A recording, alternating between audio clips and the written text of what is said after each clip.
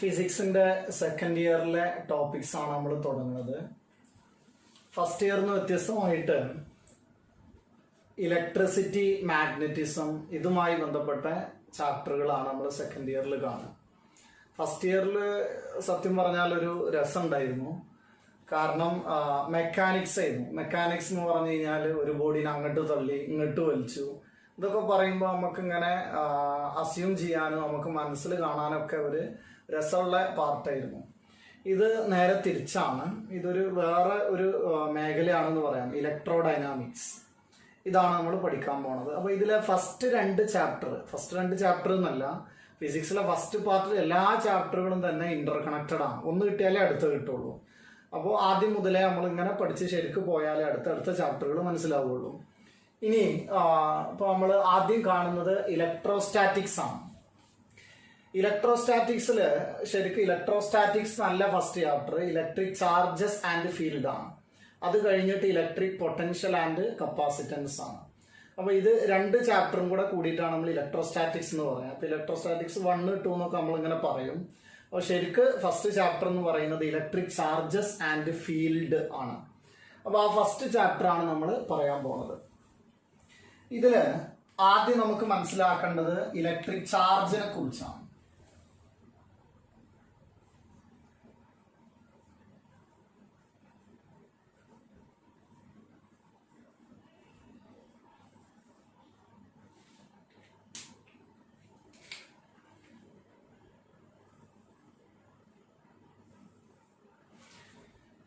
Electric ചാർജില് നമ്മൾ ആദ്യം കേൾക്കുന്ന വേർഡാണ് സ്റ്റാറ്റിക് ചാർജ് എന്ന് പറയും. സ്റ്റാറ്റിക് ചാർജ് ആണ് നമ്മൾ ആദ്യം നോക്കുന്നത്. സ്റ്റാറ്റിക് ചാർജ്, അതിൽ നിന്ന് തന്നെ അതിന്റെ ഒരു മീനിങ് നമുക്ക് മനസ്സിലാവും. സ്റ്റാറ്റിക് ചാർജ് എന്ന് പറഞ്ഞാൽ ആ ചാർജ് റെസ്റ്റിലാണ്.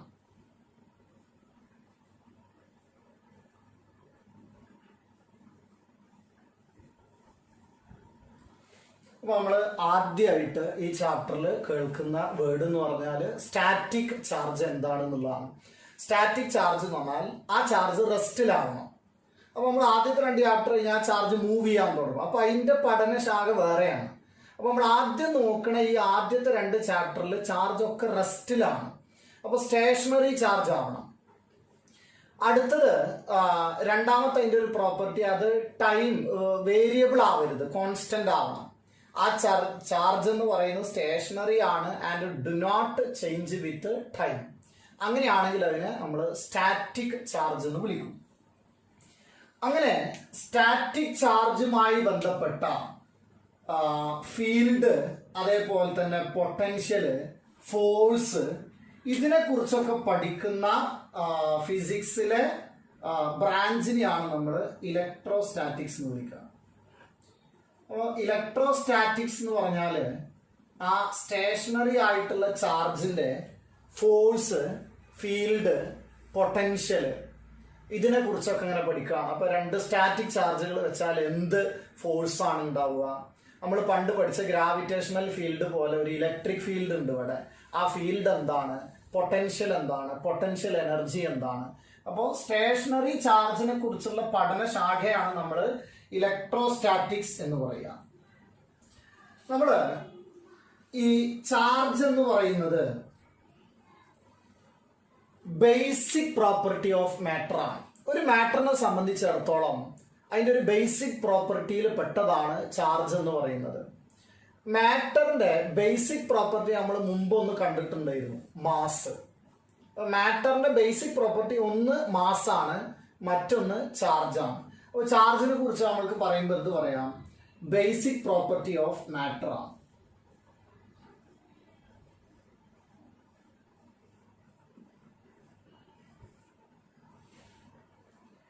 മാറ്ററിന്റെ ബേസിക് പ്രോപ്പർട്ടിയിൽ ഒന്നാണ് ചാർജ്. അടുത്തത് ചാർജ് നമ്മൾ കേട്ടിട്ടുണ്ട് മുമ്പേ. എത്ര ടൈപ്പ് ഉണ്ട്? 2 ടൈപ്സ് ഓഫ് ചാർജസ് ആണുള്ളത്. ഒന്ന് പോസിറ്റീവും നെഗറ്റീവും. നമുക്ക് പറയാം 2 ടൈപ്സ് ഓഫ് ചാർജസ്. ഈ ബേസിക് പ്രോപ്പർട്ടിയിൽ പെട്ട മറ്റൊരാളാണ് മാസ്. ഈ മാസ് അങ്ങനെ 2 ടൈപ്പ് ഇല്ല, പക്ഷെ ചാർജ് എന്തുണ്ട്? 2 ടൈപ്പ് ഉണ്ട്. 2 ടൈപ്സ് ഓഫ് ചാർജസ്. ഒന്ന് പോസിറ്റീവ് ആണ്, അടുത്തത് നെഗറ്റീവ് ആണ്.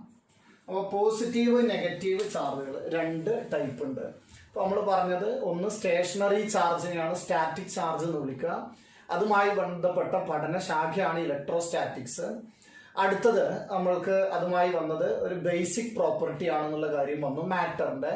അതേപോലെ 2 ടൈപ്സ് ഓഫ് ചാർജസ് ഉണ്ട്, പോസിറ്റീവ് നെഗറ്റീവ്. അടുത്തത് നമുക്ക് ഇത് ഏത് ക്വാണ്ടിറ്റി ആണെന്ന് നോക്കാം. സ്കേലാർ ആണോ വെക്ടർ ആണോ? ചാർജ് എന്ന് പറയുന്നത് സ്കേലാർ ക്വാണ്ടിറ്റി ആണ്.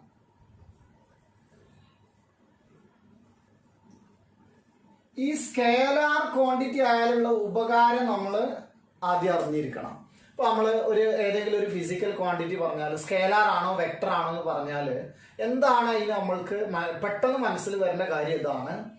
ഇപ്പോ എന്റെ ദേഹത്ത് 2 ചാർജ് കൊടുത്തു എന്ന് കരുതുക. ഇപ്പോ ഒരു 1ഉം ഒരു 2ഉം.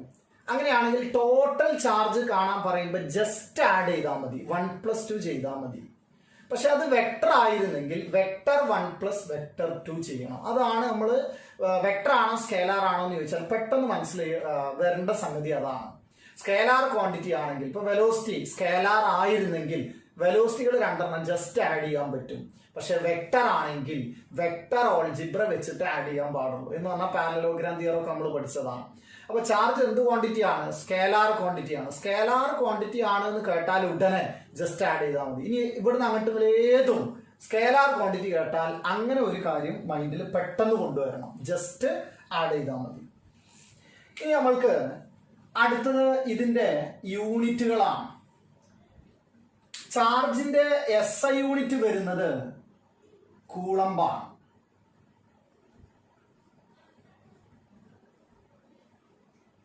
നമ്മൾ അതിനെ കാണിക്കുന്നത് ഒരു ക്യാപിറ്റൽ C ഉപയോഗിച്ചിട്ടാണ്.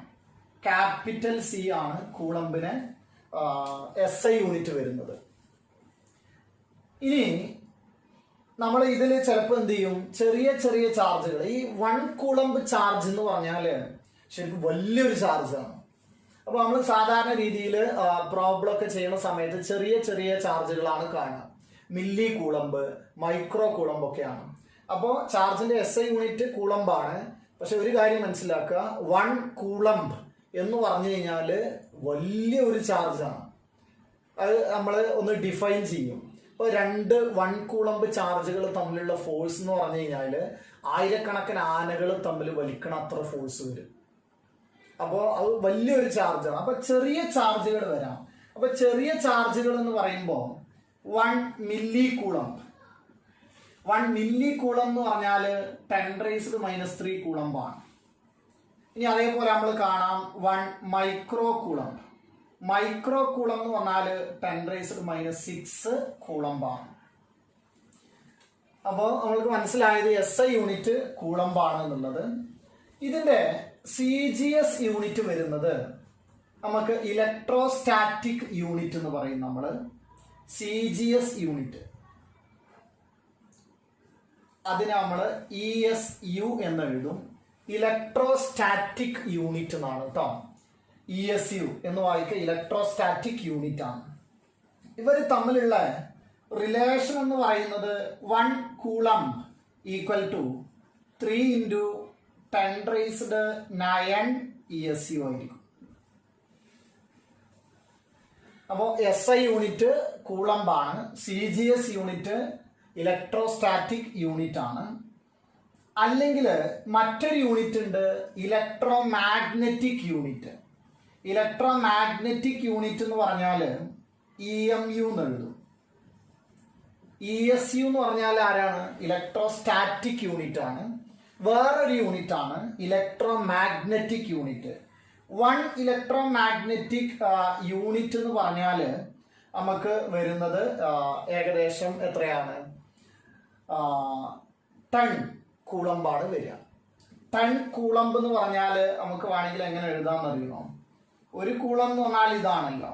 അപ്പൊ നമ്മൾക്ക് അതിനെ വേണമെങ്കിൽ 3 × 10⁻10 ESU എന്ന് എഴുതാം. ഇത് അത്ര വലിയ ഇമ്പോർട്ടൻ്റ് ആയിട്ടുള്ള കാര്യമല്ല. നമുക്ക് ആകെ അറിയേണ്ടത് SI യൂണിറ്റ് ആരാണ്? കൂളംബാണ്. CGS യൂണിറ്റിന് നമുക്ക് ESU എന്ന് എഴുതാം, ഇലക്ട്രോസ്റ്റാറ്റിക് യൂണിറ്റ്. പിന്നെ ചെറിയ യൂണിറ്റുകൾ വരുമ്പോൾ മില്ലി എന്ന് പറഞ്ഞാൽ 10⁻³ ആണ്. മൈക്രോ എന്ന് പറഞ്ഞാൽ 10⁻⁻6 കൂളംബാണ്. ഇനി നമ്മൾക്ക് ഇതിന്റെ ഡയമെൻഷണൽ ഫോർമുല നോക്കാം.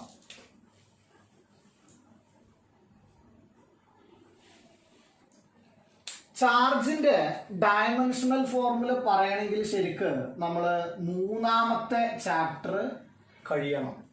പക്ഷെ നമ്മൾ പണ്ട് കറന്റിന്റെ ഇക്വേഷൻ പഠിച്ചത് ഓർമ്മ ഉണ്ടോ നിങ്ങൾക്ക്? കറന്റിന്റെ ഇക്വേഷൻ ചാർജ് ബൈ ടൈം എന്ന് നമ്മൾ കണ്ടിട്ടുണ്ടായിരുന്നു. പണ്ട് നമ്മൾ 10th പഠിച്ചതാണത്. അപ്പൊ അവിടുന്ന് ഈ Q എന്ന് പറഞ്ഞാൽ ചാർജാണ്. അപ്പൊ നമ്മൾ ചാർജിന്റെ സിമ്പൽ Q ആണ്. അത് നമുക്ക് വേണമെങ്കിൽ എന്ത് ചെയ്യാം, ഇവിടെ കൊടുക്കാം.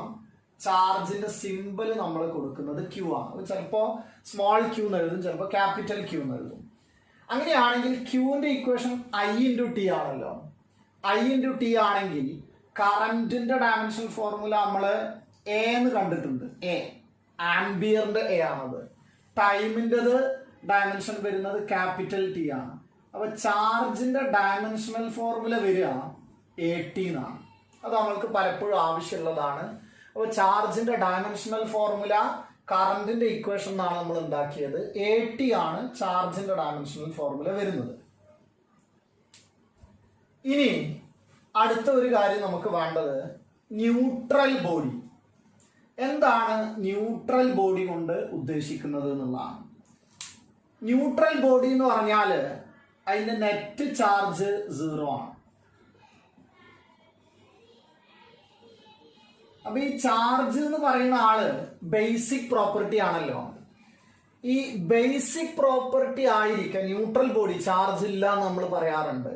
അപ്പൊ ഈ ചാർജ് ഇല്ലാഞ്ഞിട്ടല്ല, ന്യൂട്രൽ ബോഡിയെ സംബന്ധിച്ചിടത്തോളം എന്താണ് സംഭവിച്ചതെന്ന് ചോദിച്ചാല് total number of positive charge, total positive equal to എന്തായി, ടോട്ടൽ നെഗറ്റീവായി. അതാ സംഭവിച്ചത്. അപ്പോൾ ന്യൂട്രൽ ബോഡി എന്ന് പറഞ്ഞാൽ ചാർജ് ഉണ്ട്, പക്ഷെ ആ ചാർജുകൾ ടോട്ടൽ ക്യാൻസലായി പോയതാണ്. Total positive equal to total negative ആണ്. അപ്പോൾ ഒരു +5 കൂളംബ് ഉണ്ടെങ്കിൽ അപ്പുറത്ത് ഒരു -5 കൂളംബ് ഉണ്ടാവും. അങ്ങനെ വരുമ്പോൾ ടോട്ടൽ 0 ആയി പോകും. ഇതാണ് ന്യൂട്രൽ ബോഡി കൊണ്ട് ഉദ്ദേശിക്കുന്നത്. അപ്പോൾ ഇത്രയും കാര്യങ്ങൾ നമ്മൾ ചാർജിനെ കുറിച്ചാണ് പറഞ്ഞുകൊണ്ടിരുന്നത്. സ്റ്റാറ്റിക് ചാർജ്, ഇലക്ട്രോസ്റ്റാറ്റിക്സ്, അത് മാറ്ററിന്റെ ഒരു ബേസിക് പ്രോപ്പർട്ടി ആണ്. 2 ടൈപ്സ് ഉണ്ട്, positive negative. Charge scalar quantity ആണ്. സ്കേലാർ ക്വാണ്ടിറ്റി ആണെങ്കിൽ ജസ്റ്റ് എന്ത് ചെയ്താൽ മതി, ആഡ് ചെയ്താൽ മതി. SI യൂണിറ്റ് വരുന്നത് കൂളംബാണ്. സ്മോൾ യൂണിറ്റുകൾ നമ്മൾ പറഞ്ഞു. അടുത്ത ഡയമെൻഷൻ ഫോർമുല ഇമ്പോർട്ടന്റ് ആണ്, AT.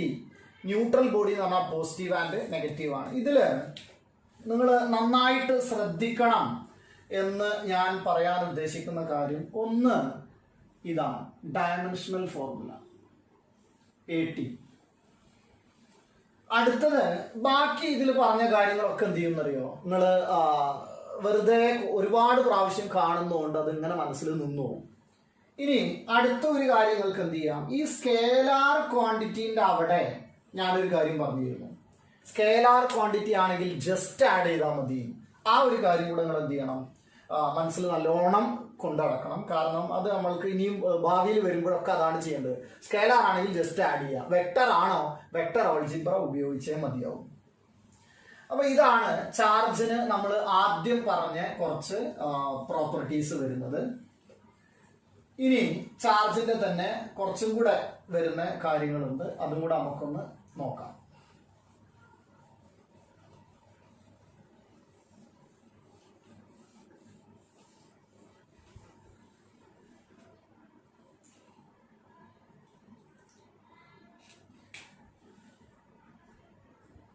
ഒരു ബോഡിയെ എങ്ങനെയാണ് പോസിറ്റീവ്ലി ചാർജ്ഡ് ബോഡി ആക്കുന്നത് എന്ന് നോക്കാം.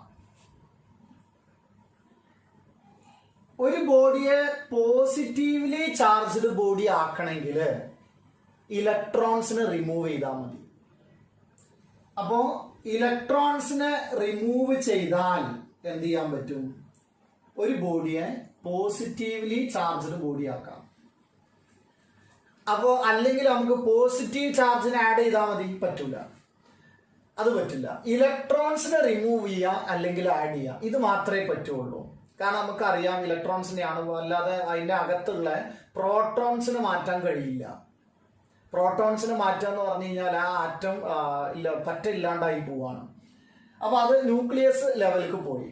അപ്പൊ നമ്മൾക്ക് ഇവിടെ പോസിറ്റീവ്ലി ചാർജ്ഡ് ബോഡി ആക്കണമെങ്കിലും നെഗറ്റീവ്ലി ചാർജ്ഡ് ബോഡി ആക്കണമെങ്കിലും ഇലക്ട്രോൺസിനെ റിമൂവ് ചെയ്യുക, ആഡ് ചെയ്യുക, ഇതേ പറ്റുള്ളൂ. അപ്പൊ ഈ ഒരു കാര്യം എപ്പോഴും ഓർത്ത് വെക്കണം. അങ്ങനെയാണെങ്കിൽ നമുക്ക് പറയാം, നെഗറ്റീവ്ലി ചാർജ്ഡ് ബോഡി ആക്കണമെങ്കിൽ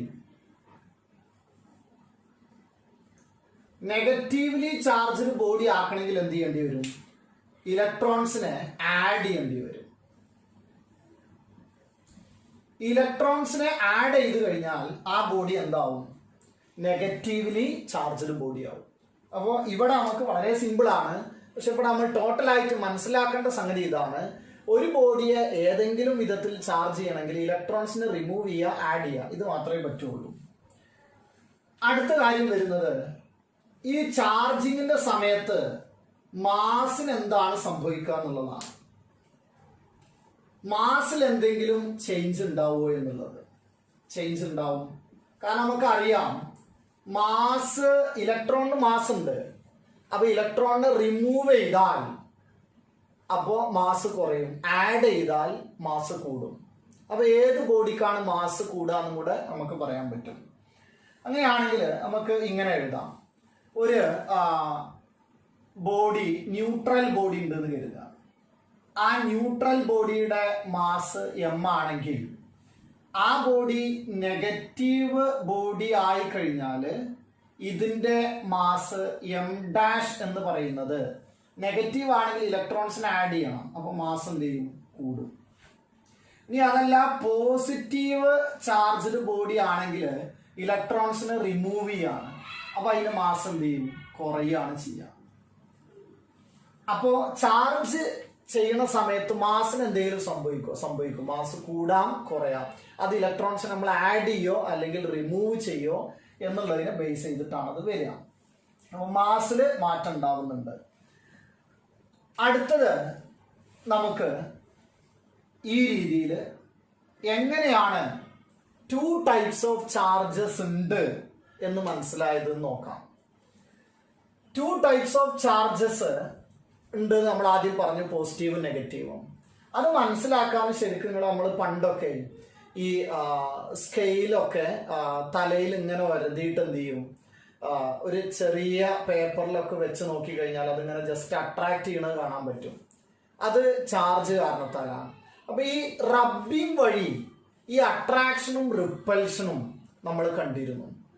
നമ്മള് മനുഷ്യകുലത്തിന്റെ ചരിത്രത്തിൽ അനുഭവപ്പെട്ട കാര്യങ്ങളായിരുന്നു. അങ്ങനെയാണ് ശരിക്ക് 2 ടൈപ്സ് ഓഫ് ചാർജസ് ഉണ്ട് എന്ന് മനസ്സിലായത്. അപ്പൊ നമ്മള് ഇപ്പോ 2 ആളുകള് റബ്ബ് ചെയ്തു. ആ റബ്ബ് ചെയ്തിട്ട് എന്ത് ചെയ്യുക? ഇവരെ അട്രാക്ഷനിൽ കൊണ്ടുവരിക, ഇവരെ അടുത്ത് കൊണ്ടുവന്ന് വെക്കുക. അങ്ങനെ വെച്ച് കഴിഞ്ഞാൽ എന്ത് ചെയ്യാം? ഇവര് റിപ്പൽ ചെയ്യുന്നുണ്ടോ അട്രാക്ട് ചെയ്യുന്നുണ്ടോ നോക്കുക. അപ്പോൾ ചിലത് അട്രാക്ട് ചെയ്യുന്നുണ്ട്, ചിലത് റിപ്പൽ ചെയ്യുന്നുണ്ട്. അപ്പൊ 2 ടൈപ്സ് ഓഫ് ചാർജസ് ഉണ്ട് അങ്ങനെ മനസ്സിലാവുകയാണ്. ഇപ്പോ നമ്മള് ഒരു ഗ്ലാസ് റോഡും അതേപോലെ തന്നെ സിൽക്ക് എടുക്കുക, ഇതിനെ റബ്ബ് ചെയ്യാം. അത് റബ്ബ് ചെയ്തിട്ട് ഈ ഗ്ലാസ്സിനെ അതിൻ്റെ അടുത്തേക്ക് നമ്മൾ ഗ്ലാസിനെ കൊണ്ടുവന്ന് വെക്കുക. അപ്പൊ ഞാൻ പറയുകയാണെങ്കിൽ ഇത് 2 ഗ്ലാസ് റോഡാണെന്ന് കരുതുക. ഈ 2 ആളുകളെയും ഞാൻ എന്ത് ചെയ്തു? സിൽക്കുമായിട്ട് റബ്ബ് ചെയ്തു. ഇതിങ്ങനെ കുറച്ചു നേരം ഇങ്ങനെ നമ്മൾ ഫ്രിക്ഷണൽ ഇലക്ട്രിസിറ്റി ഉണ്ടാവും അവിടെ. ഇങ്ങനെ റബ്ബ് ചെയ്തിട്ട് 2ഉം ഇൻഡിപെൻഡന്റ് ആയിട്ട് റബ്ബ് ചെയ്തിട്ട് ഈ 2 ഗ്ലാസുകൾ അടുത്ത് കൊണ്ടുവന്നപ്പോ എന്ത് ചെയ്തു? റിപ്പൽ ചെയ്തു.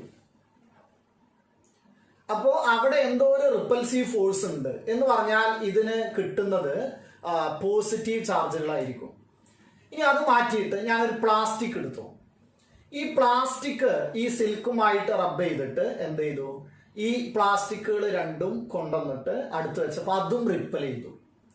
അപ്പോൾ പ്ലാസ്റ്റിക്കിന് എന്താ കിട്ടിയത്? നെഗറ്റീവ് ചാർജ് ആയിരുന്നു. അതൊക്കെ നമ്മൾ പിന്നീട് കണ്ടുപിടിക്കുന്നതാണ്. അതേപോലെ ഈ സിൽക്കുമായിട്ട് ഞാൻ ആദ്യം ഗ്ലാസിനെ റബ്ബ് ചെയ്തു, അതേപോലെ പ്ലാസ്റ്റിക്കും റബ്ബ് ചെയ്ത്. അപ്പൊ ഒന്നിന് പോസിറ്റീവും ഒന്നിന് നെഗറ്റീവും ആണ്. ഇത് 2ഉം അടുത്ത് കൊണ്ടുവന്ന് വെച്ചപ്പോൾ എന്ത് ചെയ്തു? അട്രാക്ട് ചെയ്തു. അപ്പോൾ നമുക്ക് രണ്ട് വിധം ചാർജ് ഉണ്ട് എന്ന് മനസ്സിലാവും. അപ്പോൾ നോക്കുക, ഞാൻ ആദ്യം ഒരു സിൽക്ക് ത്രെഡിൽ,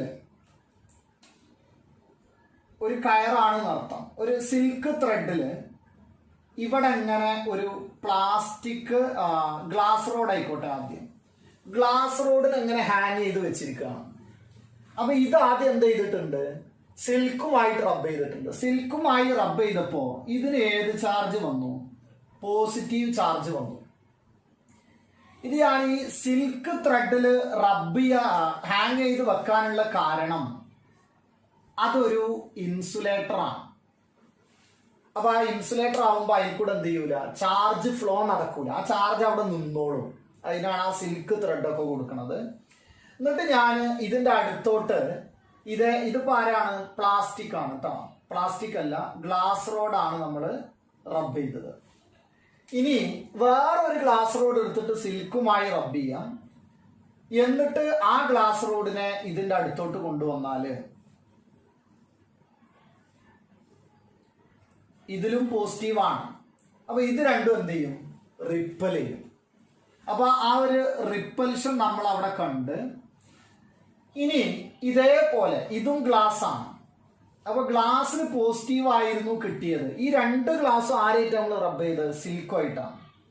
ഇനി ഇതേപോലെ ഞാൻ എന്ത് ചെയ്തു, ഗ്ലാസ് മാറ്റിയിട്ട് പ്ലാസ്റ്റിക് സിൽക്കുമായിട്ട് റബ്ബ് ചെയ്തു. ഇവിടെയും സിൽക്കുമായി റബ്ബ് ചെയ്ത ഒരു പ്ലാസ്റ്റിക്കിനെ കൊണ്ടുവന്ന് വെച്ചു. നമ്മൾ പറഞ്ഞു, ഞാൻ ആ ഒരു സിൽക്കുമായി പ്ലാസ്റ്റിക് റബ്ബ് ചെയ്തപ്പോ അതുമ്മ കിട്ടുന്നത് നെഗറ്റീവ് ചാർജ് ആണ്.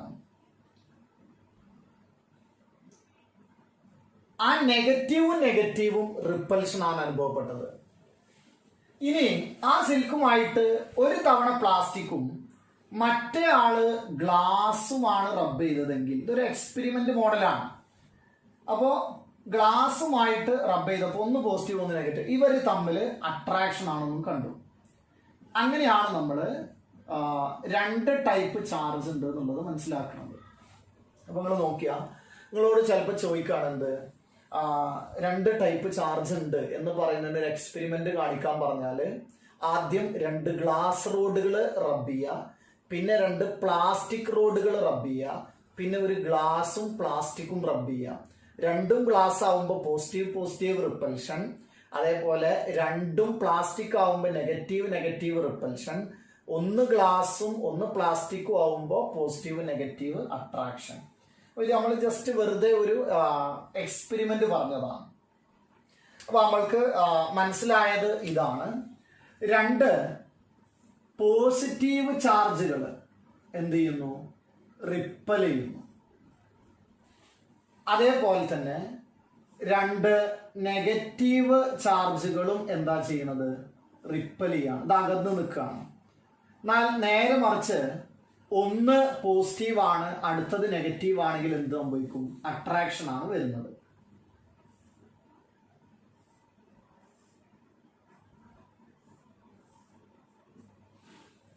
അപ്പൊ ഇങ്ങനത്തെ കുറച്ച് പിക്ചേഴ്സ് ഒക്കെ ഉണ്ട് നമ്മളെ NCERT-യിൽ. ഇതൊന്നും എന്ത് വരില്ല, പബ്ലിക് എക്സാമിന് ഇതൊന്നും വരില്ല കേട്ടോ.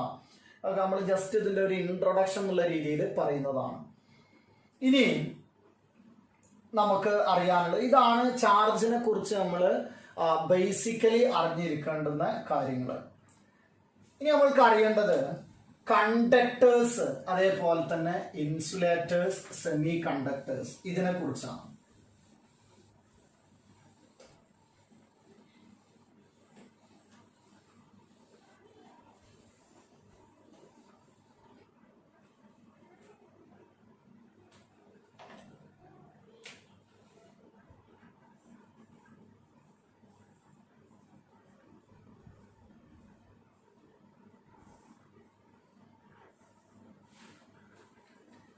ഇത് നമ്മൾ കേട്ടതാണ്. നമുക്ക് മെറ്റീരിയൽസിന് ഇലക്ട്രിക്കൽ പ്രോപ്പർട്ടി ഇതിനെ ബേസ് ചെയ്തിട്ട് മൂന്നാക്കി തരംതിരിക്കാം.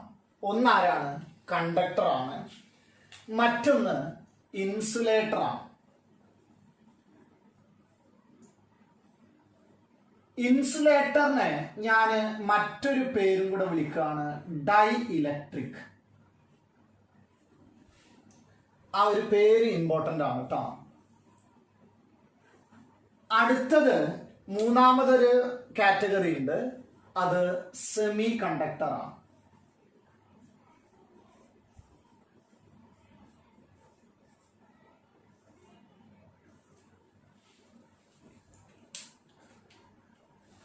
കണ്ടക്ടേഴ്സിൽ നമുക്കറിയാം, നമ്മൾ കേട്ടതാണ്, അപ്പൊ അത് പെട്ടെന്ന് പറഞ്ഞു പോകാവുന്നതേ ഉള്ളൂ. ഒന്നാമത് ഒരുപാട് ഫ്രീ ഇലക്ട്രോൺസ് ഉണ്ടാവും കണ്ടക്ടേഴ്സിൽ. ഫ്രീ ഇലക്ട്രോൺസ് കൂടുതലാണ്. അതുകൊണ്ട് തന്നെ ഇലക്ട്രിക്കൽ കണ്ടക്ടിവിറ്റി, ചാർജിന്റെ ഫ്ലോ നടക്കാനുള്ള ഈസിനെസ്, അതിനെയാണ് നമ്മൾ ഇലക്ട്രിക്കൽ കണ്ടക്ടിവിറ്റി, അത് വളരെ കൂടുതലാണ്. അപ്പോ ഈ കണ്ടക്ടേഴ്സിനെ പറ്റിയിട്ടുള്ള ഒരു പ്രാഥമിക വിവരം ഇതാണ്. ഫ്രീ ഇലക്ട്രോൺസ് കുറെ ഉണ്ട്, അതുകൊണ്ട് തന്നെ ചാർജ് ഫ്ലോ ഈസി ആയിട്ട് നടക്കുമല്ലോ. അതാണ് കണ്ടക്ടേഴ്സിന്റെ പ്രത്യേകത.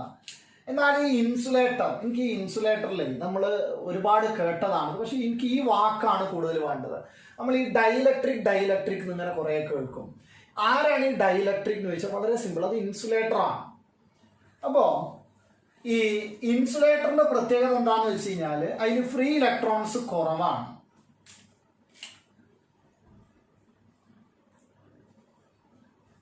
ഫ്രീ ഇലക്ട്രോൺസ് ഇല്ല. അതുകൊണ്ട് തന്നെ കണ്ടക്ടിവിറ്റി, തീരെ ചാർജ് ഫ്ലോ നടക്കൂല.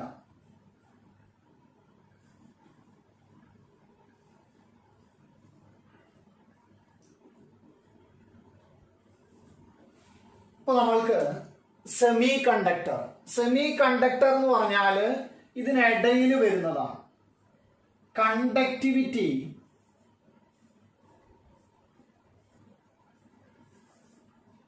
ബിറ്റ്വീൻ കണ്ടക്ടേഴ്സ് ആൻഡ് ഇൻസുലേറ്റേഴ്സ് ആണ്.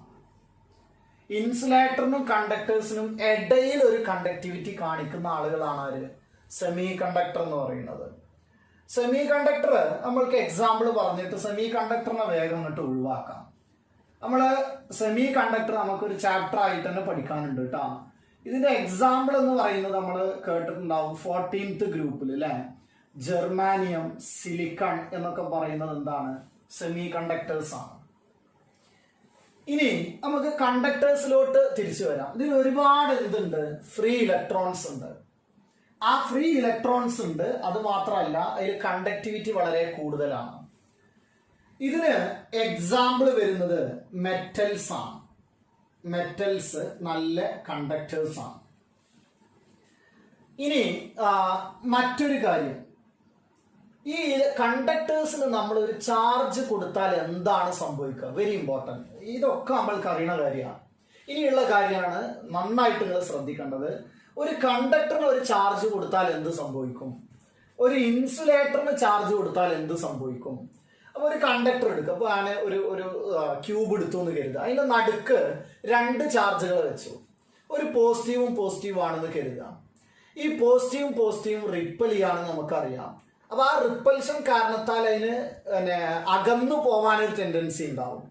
അപ്പൊ ആ അകന്നു പോയി കഴിഞ്ഞാല് അങ്ങനെ മൂവ് ചെയ്യാൻ കഴിയോ? കണ്ടക്ടറിൽ കഴിയും. ഒരു ഇലക്ട്രോൺസിന് അല്ലെങ്കിൽ ചാർജിന് മൂവ് ചെയ്യാൻ കഴിയും. ഏതില്? ഒരു കണ്ടക്ടറിനെ സംബന്ധിച്ചിടത്തോളം. അപ്പൊ ആ ചാർജുകൾ അതിൽ മൂവ് ചെയ്യും. എന്നാൽ അങ്ങനെ മോഷൻ സാധ്യമല്ല ഇൻസുലേറ്ററിൽ.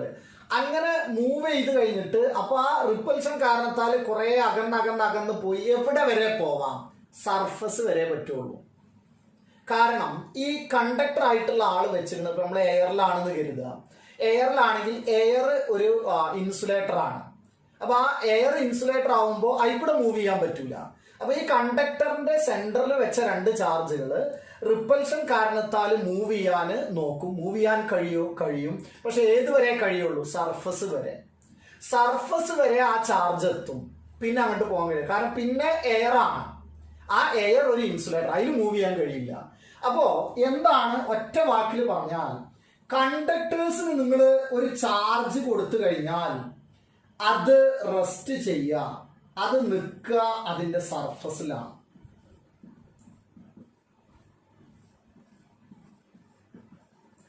വളരെ ഇമ്പോർട്ടന്റ് ആണ് ഈ പോയിന്റ്, നന്നായിട്ട് ശ്രദ്ധിക്കണം.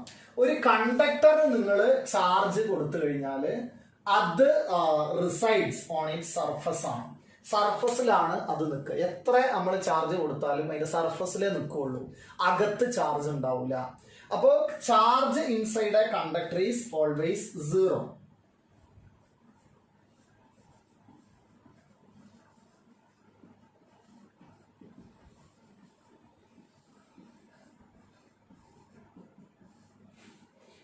നേരെ തിരിച്ച് നമ്മൾ ഇൻസുലേറ്ററിലാണെങ്കിൽ, ഇൻസുലേറ്ററിൽ 2 ചാർജുകൾ കൊടുത്തു കഴിഞ്ഞാൽ അത് റിപ്പൽഷൻ ഉണ്ടാവും.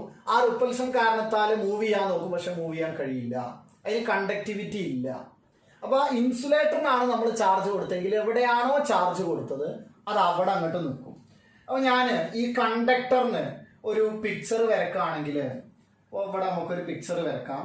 അപ്പൊ ഒരു കണ്ടക്ടറിന് ഞാനൊരു പിക്ചർ വരക്കുമ്പോൾ ഇങ്ങനെ കാണിക്കാം. ഇതാണ് കണ്ടക്ടർ എങ്കിൽ അതിന് ചാർജ് കൊടുത്താൽ ആ ചാർജ് ഒക്കെ എവിടെയാ വന്ന് നിൽക്കുക? അതിന്റെ സർഫസിലാണ് വന്ന് നിൽക്കുക. ഇൻസൈഡ് ചാർജ് ഉണ്ടാവില്ല. പക്ഷേ നേരെ തിരിച്ച് ഇൻസുലേറ്ററിലാണെങ്കിൽ നമ്മൾ എവിടെയാണോ ചാർജ് കൊടുത്തത്, ഇപ്പൊ ഇവിടെ ഒരു ചാർജ് കൊടുത്തു പോസിറ്റീവ്, അത് അവിടെ നിൽക്കും. ഇവിടെ ഒരു ചാർജ് കൊടുത്തു നെഗറ്റീവ്, അത് അവിടെ നിൽക്കും, മൂവ് ചെയ്യാൻ കഴിയില്ല. ഇൻസുലേറ്ററിൽ എവിടെയാണോ കൊടുത്തത് അവിടെ നിൽക്കും. കണ്ടക്ടറിലാണെങ്കിൽ അത് എവിടെ വന്ന് നിൽക്കും? സർഫസിൽ വന്ന് നിൽക്കും. ഈ കാര്യങ്ങളാണ് നമ്മൾ കണ്ടക്ടർ, ഇൻസുലേറ്റർ, സെമി കണ്ടക്ടറിൽ മനസ്സിലാക്കേണ്ടത്.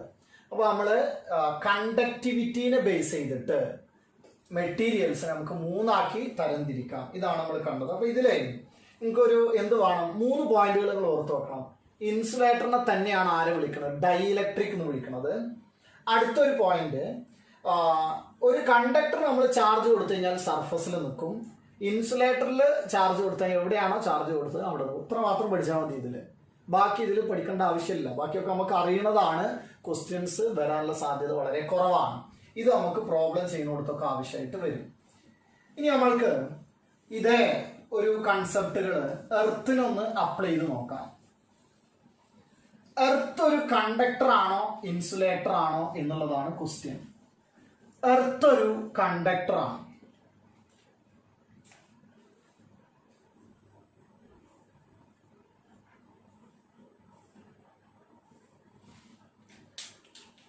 എർത്ത് കണ്ടക്ടർ ആണെന്ന് മാത്രമല്ല, അതൊരു ഇലക്ട്രോൺ ബാങ്കാണ്. നമ്മള് സാധാരണ കേൾക്കുന്നതാണ് വീട്ടിലൊക്കെ അല്ലെ, എർത്ത് ചെയ്യാന്നൊക്കെ കേട്ടിട്ടുണ്ടാവും. ഈ എർത്ത് ചെയ്യണത് എക്സസ് ചാർജുകൾ വല്ലതും വന്നു കഴിഞ്ഞാൽ ഭൂമിയിലോട്ട് പോകാൻ വേണ്ടിയിട്ടാണ് എന്ത് ചെയ്യണത്? നമ്മൾ എർത്ത് ചെയ്യാന്ന് പറയുന്നത്. അപ്പോ എർത്ത് എന്താണ്? ഒരു ഗുഡ് കണ്ടക്ടർ ആണ്. കണ്ടക്ടർ ആണെന്ന് മാത്രമല്ല, ഞാൻ എർത്തിന് മറ്റൊരു പേര് വിളിച്ചു, ഇലക്ട്രോൺ ബാങ്ക് എന്ന്. ഇലക്ട്രോൺ ബാങ്ക് എന്ന് പറഞ്ഞാല് ഇതാണ് അർത്ഥം. നിങ്ങൾക്ക് ഭൂമിക്ക് എത്ര ചാർജ് വേണമെങ്കിലും കൊടുക്കാം, എത്ര ചാർജ് വേണമെങ്കിലും തിരിച്ചെടുക്കാം. കാരണം ഒരു വലിയ ബോഡിയാണത്. ഇപ്പൊ നമ്മൾക്ക് ചുറ്റും നമ്മൾ നേരിട്ട് കോണ്ടാക്റ്റിൽ വരുന്ന ഏറ്റവും വലിയ ബോഡി ആരാണ്? ഭൂമിയാണ്. അപ്പോൾ ഭൂമിയെ സംബന്ധിച്ചിടത്തോളം ഒരാളുടെ വലിപ്പം കൂടി കഴിഞ്ഞാൽ ചാർജ് സ്റ്റോർ ചെയ്യാനുള്ള കപ്പാസിറ്റി ഒക്കെ കൂടും. അത് നമ്മൾ ഇനി കാണും. അപ്പോൾ വലിയ ഒരാളായതുകൊണ്ട് തന്നെ എത്ര ഇലക്ട്രോൺ വേണമെങ്കിലും കൊടുക്കാം, എത്ര ഇലക്ട്രോൺ തിരിച്ചെടുക്കും ചെയ്യാം, എത്ര പണം നിക്ഷേപിക്കും ചെയ്യാം, എത്ര എടുക്കും ചെയ്യാവുന്നതാണ്. ആര്? ബാങ്ക് നമ്മൾ കേട്ടിട്ടുണ്ട്. എടുക്കണമെങ്കിൽ നമ്മൾ ആദ്യം പൈസ ഇടണം കേട്ടോ. അപ്പോ ഭൂമിയിൽ നമ്മൾ ഇലക്ട്രോൺ ബാങ്ക് എന്ന് പറയാൻ കാരണം എത്രയും കൊടുക്കാം, എത്രയും തിരിച്ചെടുക്കാം എന്നുള്ളതാണ്. പക്ഷേ അവിടെ നമ്മൾ ഒരു കാര്യം കൂടെ മനസ്സിലാക്കി വെക്കണം. എർത്തിങ് നമ്മൾ കേട്ടതാണ്.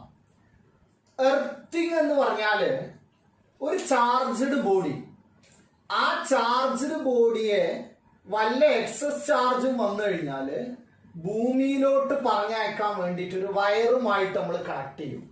ഇതിനെയാണ് നമ്മൾ എർത്തിങ് അല്ലെങ്കിൽ ഗ്രൗണ്ട് ചെയ്യാന്നൊക്കെ പറയാം. അപ്പൊ ആ എർത്ത് ചെയ്യണത് നമ്മൾ കാണിക്കുന്നത് ഇങ്ങനെയാണ്. അപ്പൊ ഇതാണ് ഒരു ചാർജ്ഡ് ബോഡി എങ്കിൽ ആ ചാർജ്ഡ് ബോഡിയെ എന്ത് ചെയ്യാണ്? എർത്ത് ചെയ്യാന്ന് പറഞ്ഞാൽ ഇങ്ങനെയാണ് നമ്മൾ പിക്ചറിൽ കാണിക്കുക. ഒരു വയറുമായിട്ട് ഭൂമിയിലേക്ക് കൊടുക്കുകയാണ്. ഇങ്ങനെ ഒരു പിക്ചർ കണ്ടാൽ അപ്പോൾ നമ്മൾ മനസ്സിലാക്കണം എർത്ത് ചെയ്തു പോകുന്നു. ഇങ്ങനെ എർത്ത് ചെയ്ത് കഴിഞ്ഞാൽ ഇലക്ട്രോൺസ് എക്സസ് ചാർജുകൾ ഉണ്ടെങ്കിൽ അത് ഭൂമിയിലേക്ക് പോകും, അല്ലെങ്കിൽ മുകളിലോട്ട് വരും. അതൊക്കെ നമുക്ക് ഓരോന്നായിട്ട് നോക്കാം. അപ്പൊ ഈ ബോഡിക്ക് പോസിറ്റീവ് ചാർജ് എക്സസ് ആയിട്ടുണ്ട് എന്ന് കരുതുക. പോസിറ്റീവ് ചാർജ് എക്സസ് ആയിട്ടുണ്ടെങ്കിൽ ഇത് നമ്മൾ ശ്രദ്ധിക്കേണ്ട കാര്യം, ആ ചാർജ് ഇല്ലാണ്ടാവും, ന്യൂട്രലൈസ്ഡ് ആവും. അതാവാൻ ഇലക്ട്രോൺസ് ഉണ്ട് ഭൂമിയിൽ. ആ ഇലക്ട്രോൺസ് മുകളിലോട്ട് കയറും. നോക്കണം, ആ പോസിറ്റീവ് ചാർജ് ഇറങ്ങി പോവല്ല ചെയ്യുക. പോസിറ്റീവ് ചാർജ് ഒരിക്കലും വരില്ല, പോവില്ല. നമുക്ക് ഇലക്ട്രോൺസിനെ ആഡ് ചെയ്യുക, റിമൂവ് ചെയ്ത് മാത്രമേ പറ്റുള്ളൂ. അപ്പൊ ഈ പോസിറ്റീവ് ചാർജിനെ ന്യൂട്രലൈസ് ചെയ്യണമെങ്കിൽ നെഗറ്റീവ് ചാർജ് ആയിട്ടുള്ള ഇലക്ട്രോൺസ് എന്നിട്ട് കയറി വരിക ചെയ്യുക. അങ്ങനെ ഇലക്ട്രോൺസിന് നെഗറ്റീവ് ചാർജ് ആണ്. അപ്പൊ ആ ഇലക്ട്രോൺസിലെ നെഗറ്റീവ് ചാർജ് ഈ പോസിറ്റീവ് ചാർജും കൂടെ എന്ത് ചെയ്യും? ന്യൂട്രലൈസ്ഡ് ആവും. എന്നാൽ ഒരു ബോഡി നെഗറ്റീവ്ലി ചാർജ്ഡ് ബോഡി ആണെങ്കിൽ അപ്പൊ എന്താ സംഭവിക്കുക നിങ്ങൾക്ക് തന്നെ മനസ്സിലായിട്ടുണ്ടാവും. ഇപ്പോ ഇതാണ് നെഗറ്റീവ്ലി ചാർജ്ഡ് ബോഡിയാണ്. ഇതിനെ ഞാൻ ഇങ്ങനെ എർത്ത് ചെയ്തു എന്ന് കരുതുക. ഇത് എർത്ത് ചെയ്ത് കഴിഞ്ഞാല് ഈ ഇലക്ട്രോൺസ് എക്സസ് ചാർജ് ഉണ്ട്, എർത്ത് ചെയ്തു, ആ ചാർജ് പോയിരിക്കും. അങ്ങനെ ആ ചാർജ് എന്ത് ചെയ്യും? താഴോട്ട് പോവുക ചെയ്യാം. കാരണം ഇവിടെ ഇലക്ട്രോൺസ് ആണ്, ആ ഇലക്ട്രോൺസും താഴോട്ട് പോയാൽ മതി, അപ്പൊ ന്യൂട്രലൈസ്ഡ് ആയിക്കോളും. അപ്പൊ പോസിറ്റീവ് ചാർജ് ആണെങ്കിൽ ഭൂമിയിൽ നിന്ന് മുകളിലോട്ട് ഇലക്ട്രോൺസ് കയറി വരും. നെഗറ്റീവ് ചാർജ് ആണെങ്കിൽ ആ നെഗറ്റീവ്ലി ചാർജ്ഡ് ആയിട്ടുള്ള ഇലക്ട്രോൺസ് താഴോട്ട് ഇറങ്ങിപ്പോകും. Earth is an electron bank. അപ്പൊ ഇതാണ് എർത്തിങ്, ഇലക്ട്രോൺ ബാങ്കിനെ കുറിച്ചൊക്കെ നമ്മൾക്ക് പറയാനുള്ളത്. ഇനി നമ്മൾക്ക് സാധാരണ നമുക്ക് ചാർജ്, നമുക്കറിയാവുന്ന ഏറ്റവും ചെറിയ ചാർജ് ഇലക്ട്രോണിന്റെ ചാർജാണ്. അപ്പോൾ അതിനെ കുറിച്ചാണ് നമ്മൾ പറയുന്നത്, ഇലക്ട്രോണിക് ചാർജ്.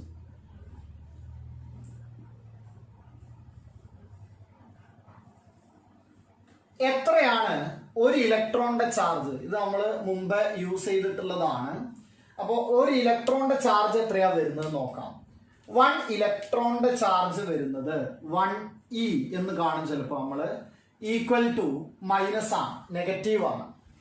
1.6 ഇൻറ്റു 10⁻⁻19 കൂളംബാണ് ഒരു ഇലക്ട്രോണിന്റെ ചാർജ്. ഇതാണ് ഏറ്റവും ചെറിയ ചാർജ്. ഇനി ഇതിന്റെ മൾട്ടിപ്പിളുകളാണ് വരിക. വേറെ നമുക്ക് ഒരു കാര്യം കിട്ടേണ്ടത് ഒരു പ്രോട്ടോണിന്റെ ചാർജാണ്. ഇലക്ട്രോണിന്റെ ചാർജ് നെഗറ്റീവ് ആണ്. ഒരു പ്രോട്ടോണിന്റെ ചാർജ് ഇതേ ചാർജ് തന്നെയാണ്, പക്ഷെ എന്താണ്? പോസിറ്റീവ് ആണ്. 1.6 ഇൻറ്റു 10⁻⁻19 കൂളം. ഇതാണ് ഒരു പ്രോട്ടോണിന്റെ ചാർജ് വരുന്നത്. അപ്പോൾ നമ്മൾ ബേസിക് ആയിട്ടുള്ള കാര്യങ്ങളാണ് പറഞ്ഞത്. ഇലക്ട്രിക് ചാർജിനെ കുറിച്ച് പറഞ്ഞു, കണ്ടക്ടേഴ്സ്, ഇൻസുലേറ്റേഴ്സ്, സെമി കണ്ടക്ടേഴ്സ് പറഞ്ഞു, എർത്തിനെ പറ്റി പറഞ്ഞു, ഇലക്ട്രോണിക് ചാർജുകളെ കുറിച്ച് നമ്മൾ പറഞ്ഞു. അപ്പൊ ഇതാണ് ഇലക്ട്രിക് ചാർജിന്റെ കാര്യങ്ങൾ. ഇത് നിങ്ങൾക്ക് തന്നിട്ടുള്ള നോട്ട് ഉണ്ടാവും. ആ നോട്ടിൽ ഇത്രയും ഭാഗങ്ങൾ നമ്മൾ എന്ത് ചെയ്യണം? കവർ ചെയ്യണം ആദ്യം.